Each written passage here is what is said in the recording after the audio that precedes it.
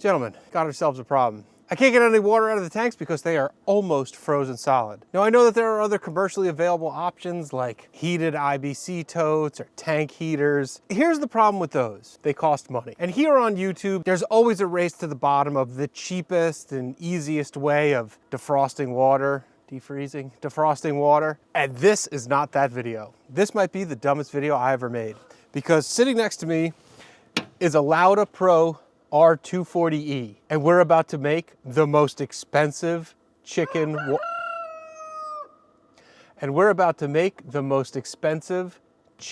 water defroster video here on YouTube. This is what YouTube is all about. Pure, unadulterated stupidity. We'll get into how much this unit costs and how I got it a little bit later. But first, let's get it set up and see if we can even get it to work. Because if it doesn't work, you're not gonna see this video. So the first thing I'm gonna do is get the EcoFlow set up, do a little pass-through charging. Yeah, that machine, most of you guys subscribed to the video that I made. I use this thing all the time. It's fantastic. And I should have been nicer to it. I mean, I was nice to the unit, but I wasn't nice to the marketing. We get some juice going through that. We're gonna hook up the LAUDA to the EcoFlow, power that.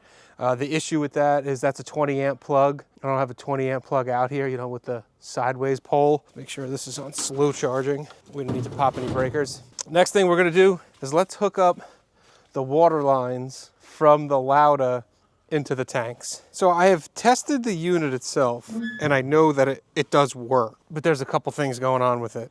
First of all, I don't want to have to lift it up. It's kind of heavy. So I bought some longer tubing to hook up and just throw them into the tank.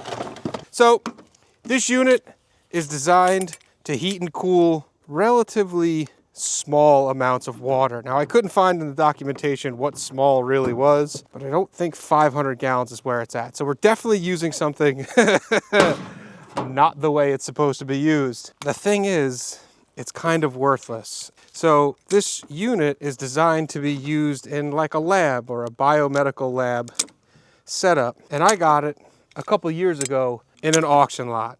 Yeah, I like buying stuff in auctions and lots and, you know, the adventure of what's going to be in there. Not as much as this guy, but I like doing it at like a smaller scale. You know, some guys go out and bowl. I like to do backyard and downstairs science. So you go on these websites and you get some auctions going, and next thing you know, a pallet full of oddball things show up that you don't really know what you're going to do with, but you know, you got a good deal on them. This came with another thermostat unit. These are considered thermostats. That one was DOA, and I scrapped it. I got all the metals out of it and I scrapped it. This one was a lot nicer than that one was, but it also has issues. The number one issue is that I don't know the code for it. So right now it's set up for 98.6 degrees. I'm not saying it came out of a hospital, but it probably came out of a hospital or a biomedical lab setup.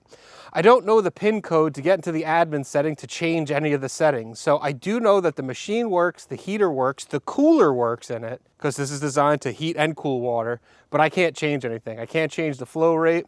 I can't change the set temperature of the water. I can't do anything. It just turns on and turns off. So that said, it's kind of worthless unless you're doing specifically human body research at 98.6 degrees. So I had this for sale for over a year on eBay, disclosing all of that stuff, and nobody bought it, which is kind of disheartening. If you watched that other video with the tires, you know I could use some money right now. And a unit like this goes for approximately $15,000 new, and on the secondhand market, it goes for about $15,000. But the fact that this one, I can't hack it, I can't crack it, I don't know the pin, you can't change any of the settings on it.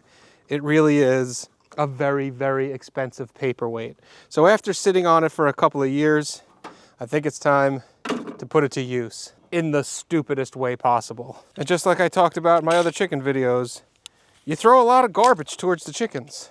This is just another example of that. So we have the in going in here. Hopefully we get into some water and it's not just sitting on the ice. So in my testing, one of the things that is a real hindrance is that you can't control the flow like I just got done describing. Or what I found is that there's an internal tank here, like a priming tank, if you will. And as the pump kicks on inside this unit, it'll empty out faster than it can suck in. So even though it's not good for any pumps, I learned that if you put a little bit of restriction, a very tight, that's way too much, a little teeny tiny bit of restriction on the outflow, it'll keep that prime tank up full and the unit will continue to run. So we're gonna do that on the output of this new hose here, and then try to run the most expensive chicken water heater on YouTube. Oh, you fuck. All right, so we're plumbed up. Got the, okay, yeah, so we're already beeping. That's normal because we have no water in it. So I'm gonna go ahead and start filling it. See how we're set at 98.6? I can't, I can't change any of that. And the water that I'm pouring in is that, so this is our incoming water, and this is what the water should be, our, you know, our set point. Uh-oh, uh-oh, something's happening. All right, so I bet you it's gonna say it's too cold. Okay, we should start filling or pulling. Oh, something's happening. Ah! Gotta purge all the lines out. Dang it. Oh, I see a kink in the line. Ha-ha, that ain't no good. Oh, so I'm gonna need a little bit of weight here or something. All right, so we gotta figure out a way to kind of weight this down because it's just curling up.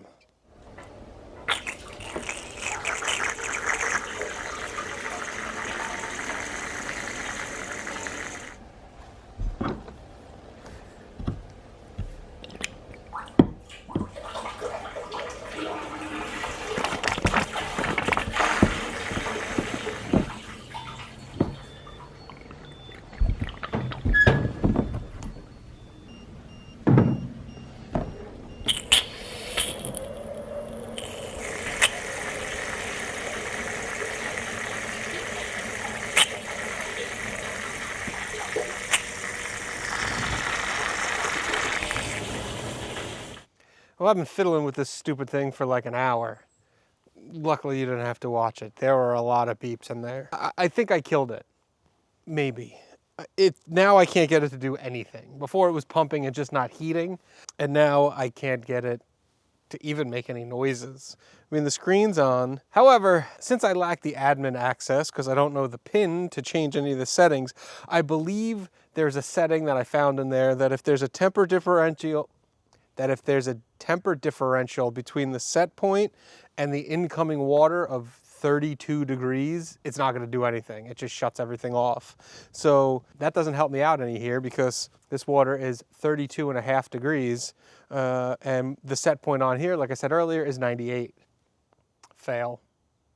So listen, I know in the beginning I said, oh, well, if it doesn't work, you're not gonna see it. I decided against that because we all hate when content creators or YouTubers just show you when everything goes right. Here's a perfect example of a $15,000 paperweight. I have no use for it. I can't sell it. I know that it's worth money. It doesn't work. I don't have any use for it. I tried, I failed. Failure of the day. It keeps you honest, right? You're an honest person. If anyone out there knows how to factory reset this to maybe give me the admin access, it's only a 4-digit code. It's only 10,000 combinations. What could it be? It's definitely not the factory one because in the manual it tells you it's 999 and it definitely doesn't work. Short of that, what a shame. I think I'm gonna scrap it. No wonder why it ended up in the auction. The guy who programmed it probably retired and took the pin with him and no one knows how to do anything. What a shame. And I bought all this tubing. That was $13 on Amazon. That's a fail. At least you know I'm real. Anyway, this is the dumbest homesteading channel out there. Thanks so much for watching. I really appreciate it. I'll catch you on the next one. Goodbye.